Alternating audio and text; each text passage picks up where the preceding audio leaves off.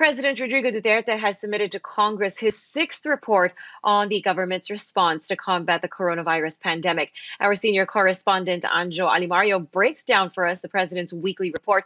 Anjo, good morning. Any update on the distribution of cash aid to poor families? Hi, Ria. There's a big jump from last week's report of the president with regard to the distribution of financial assistance to poor families.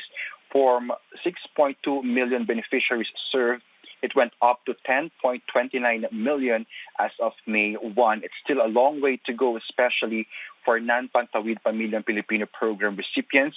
Of the 13.5 million target beneficiaries, only 6.45 million have been served so far.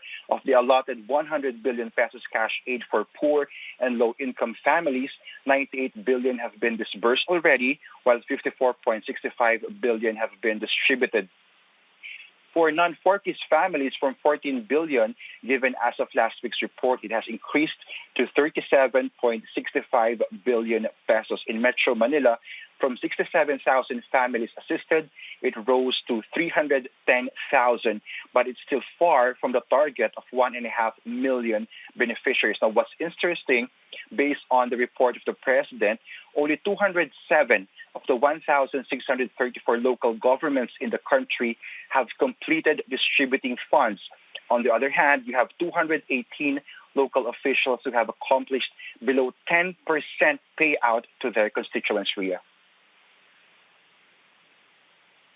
Well, Anjo, it's sad that more than a month since the law was passed, and the law was passed to assist poor families, there are still those who have yet to get a single centavo from the government. Were there reasons given by the president for the delay? Well, the Social Welfare Department listed 3 challenges. Now, first, postponement of payout due to exposure of staff to positive COVID-19 cases and non-observance by recipients of preventive measures during distribution. Second, threats received by social welfare personnel from local government officials in some areas. And third, slow processing of local governments, specifically at the barangay level, due to reports of politicizing or inaccurate lists of eligible beneficiaries, Ria. All right, thanks so much for that, our senior correspondent, Anjo Alimario.